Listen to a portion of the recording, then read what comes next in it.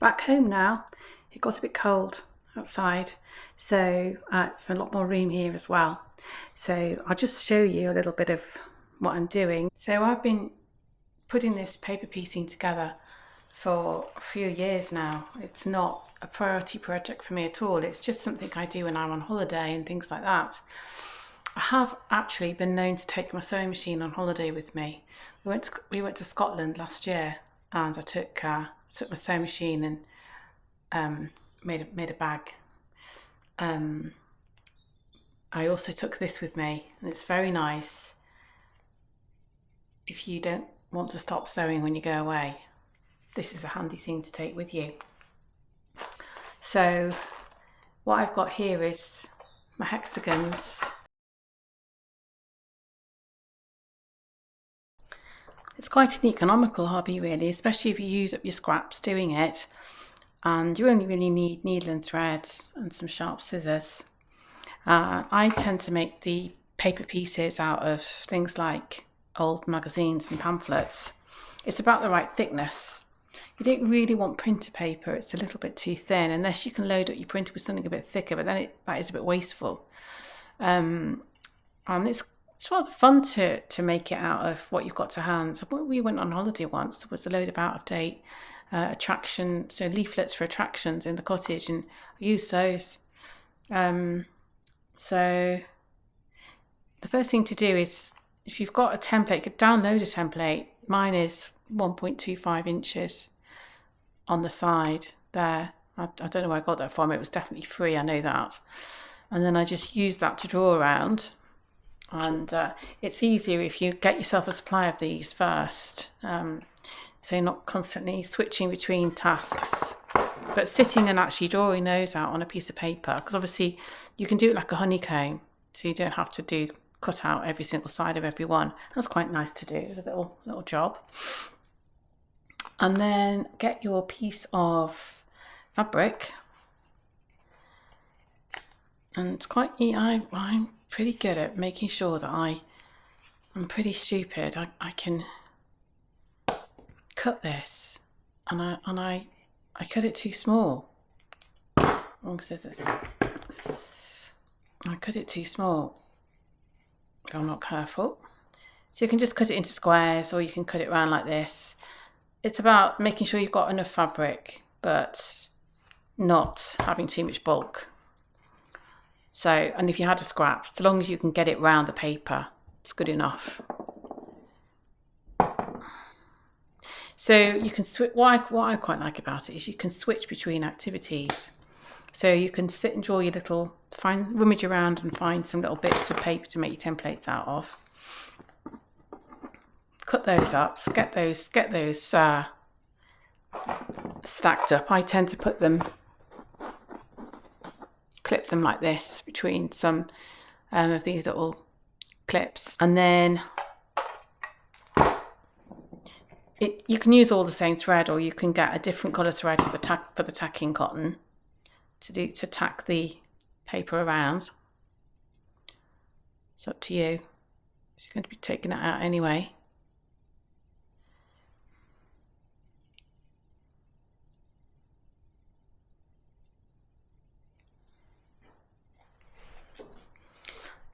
And it's quite nice also to think that if you had only a tiny bit of fabric left and you really like that piece of fabric, or it's a sentimental piece of fabric, like some of these are from this quilt for me, you know that you can even use up a teeny weeny little bit like that. And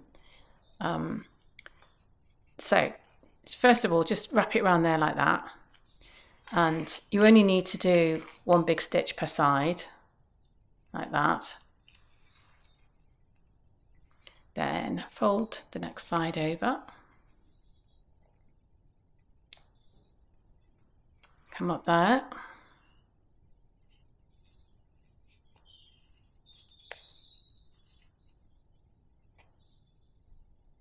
so as I say, you can buy pages, or you can buy ready cut hexagons. I've never done that.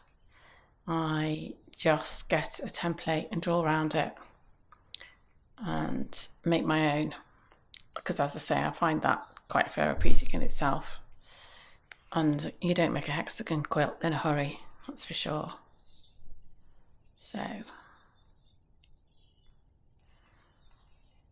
no urgency to it. The whole point is it's a nice slow activity.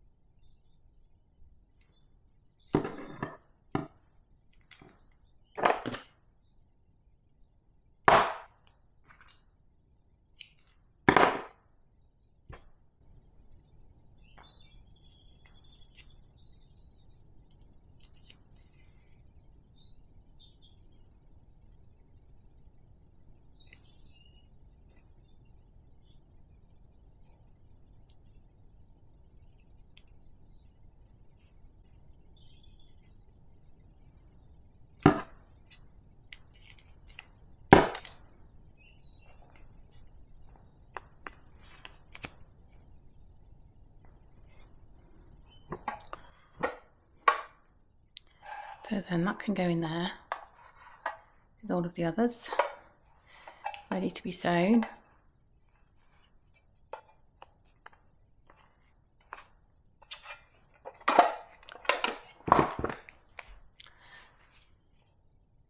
So here are some of those new fabrics that you might have seen me open the other day in my last video. And that is a really old Laura Ashley piece. I'm wondering whether I can put that in there, perhaps. So I'll just show you. I've got this book and it often really inspires me. There's a hexagon quilt in here. I don't know how many there must be, because they're flowers made up of hexagons. So each petal of the flower is a hexagon, and obviously that would have been done by hand. This dates from 1803. Well, it says here circa 1803 to 1815. So if you want some inspiration, get a book like this.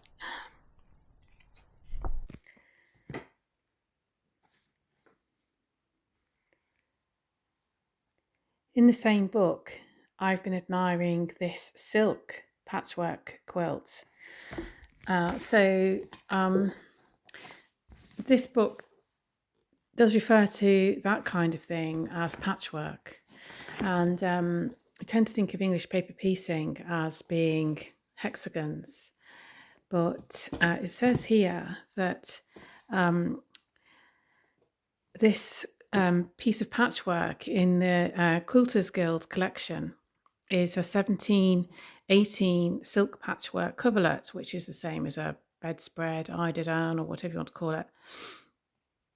It's the earliest known dated British patchwork in existence, and it is completely made of silk apart from the 6 pieces of wool and velvet.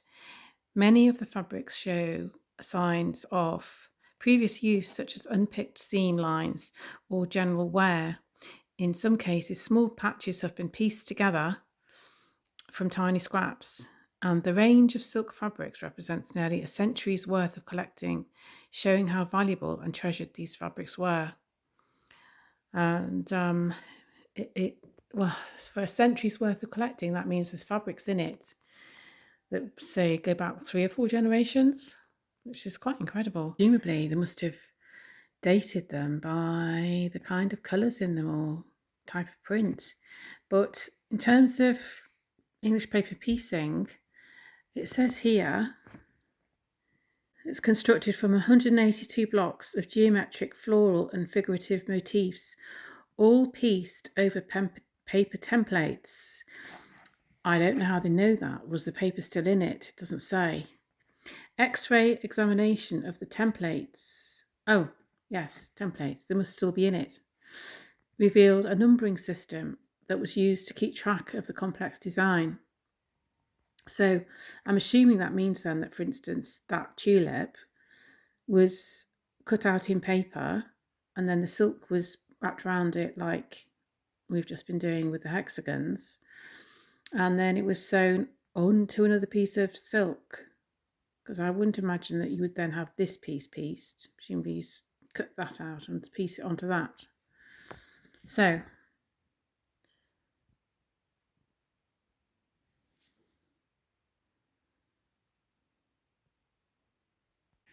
what do you think of this lovely piece of patchwork? Would you consider making something like that? I'd like to think that I could have a go. I'd love to know what you think.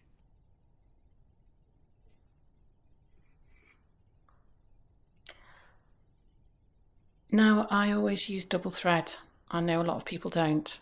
As I say, when I first started making patchwork quilts a very long time ago, when I was 18, about 16 or 18, I didn't have any book or anything like that. I just did what I thought.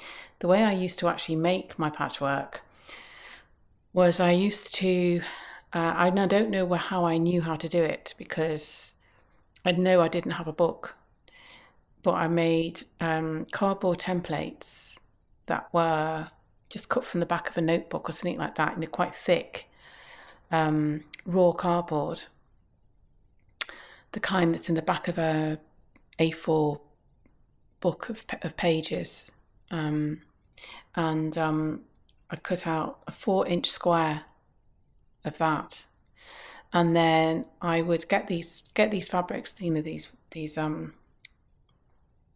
remnant fabrics from Raw Ashley.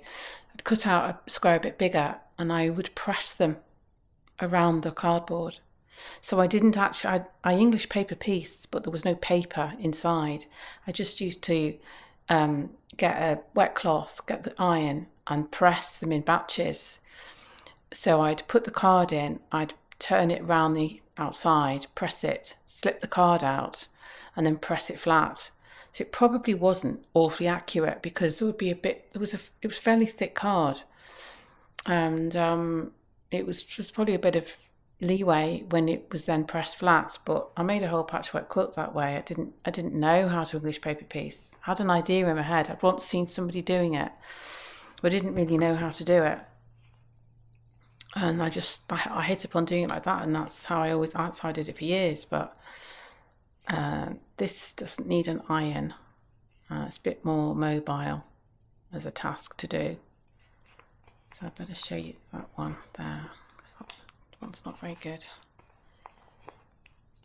So the way I do this is I then put that against there. Let's try that one. It's not very accurate. Put that against there. And somewhere in this book, it says that it talks about the quality of stitches in some of the quilts, and says that they often do 15 to 18 stitches per inch. Okay, well this side is 1.25 inches, and let's see how many we do. I'm actually doing this quite untidily, and it's because I'm talking at the same time as trying to see that I'm filming it properly. Would normally be a bit neater than this. So that's 2 stitches. As I say, I use normal thread, but I just always double it. I always have. To the point where I find it hard sewing it with single thread. And that's 3, 4.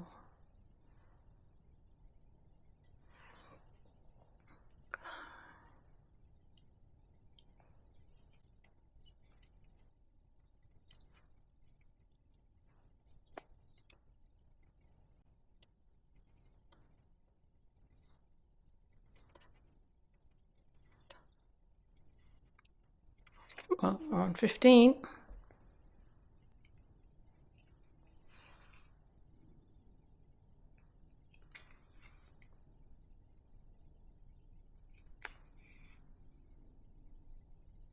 So that's 18, but then the side of my hexagon is 1¼ inches, not 1 inch. So I need to book my ideas up. So then you can just, without taking, if you go around in turn with each one, you can then, you don't need to cut the thread off. You can just continue down the next one. So I suppose everybody's different how they like to work, but I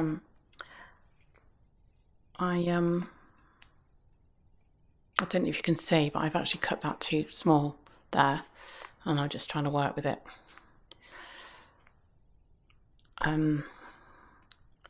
I like to have a really good supply of these first, because I like to pick one out, and part of the therapeutic nature of doing this sewing, and to me it is nice because you're using up little bits of fabric, but it's also hugely important from a therapy point of view, if you ask me.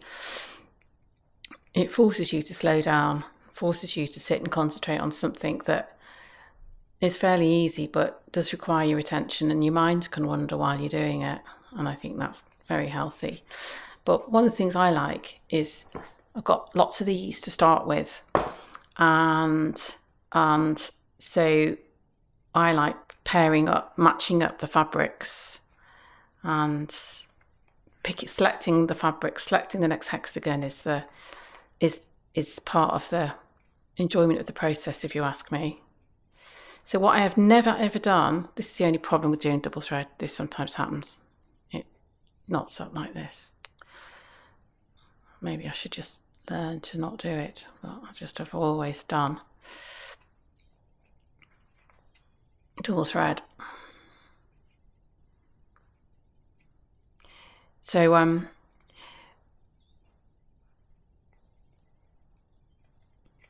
one thing I've never done with this quilt, with these pieces, is I've never put them on the table and tried to see how they might look once they're joined together.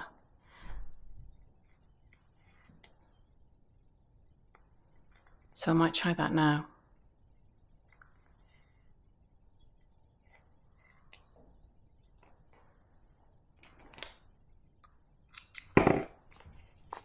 So that's this one so far.